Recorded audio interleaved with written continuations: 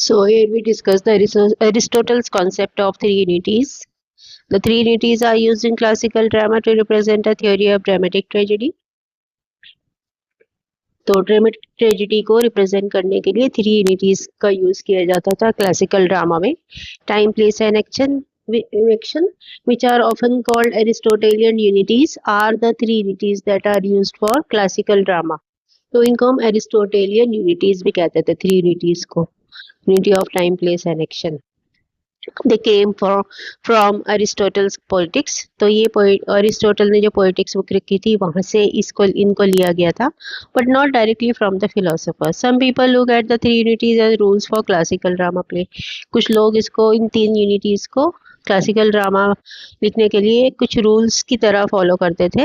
In 1570 Lodovico Castelvetro an Italian literary critic थे, ये refer to the three unities as.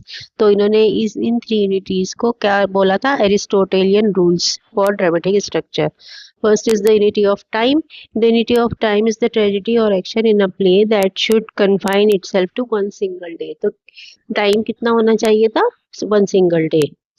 Classicists believe that spectators wouldn't believe the reality of an action if it was stretched over days or years into the play. तो जो new classicist थे वो बोलते थे कि जो हमारे इन प्लेस को देखने वाले हैं स्पेक्टेटर्स, वो ये इस पे विश्वास नहीं करेंगे कि एक्शन की रियलिटी पे, अगर उसको हम स्ट्रेच कर देंगे बहुत सारे दिनों में या बहुत सारे सालों में. इंस्टेड द ट्रेजेडी और action would take place in one single day. तो इसलिए जो ट्रेजेडी या एक्शन जो भी होता था तो उसके लिए वन सिंगल डे ही सेलेक्ट किया गया था. Unity of place. Scenes and settings are very important in to a play. तो ये तो आपको पता ही है, सीन्स होते हैं, सेटिंग होती है. Many place change scenes frequently.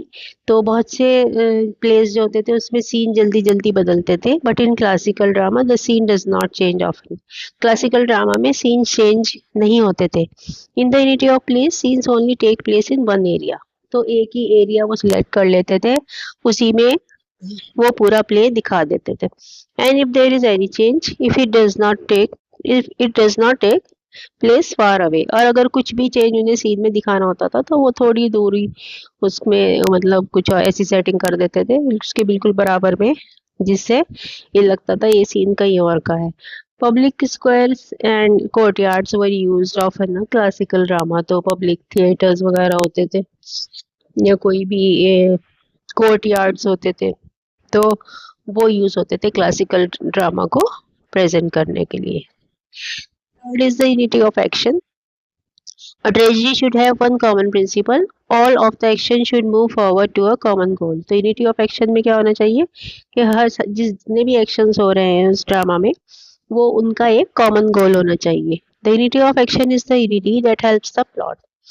तो ये यूनिटी ऑफ एक्शन जो है प्लॉट के लिए हेल्पफुल होती है. It makes a plot easy to understand. इससे हमें प्लॉट जो है उस प्ले का अच्छे से समझ आ जाता है. And sets up a plot with a beginning, middle and and. तो ये तो आपको पता ही है, प्लॉट का जो एक बिगनिंग होता है, एक मिडिल होता है, एक एंड होता है.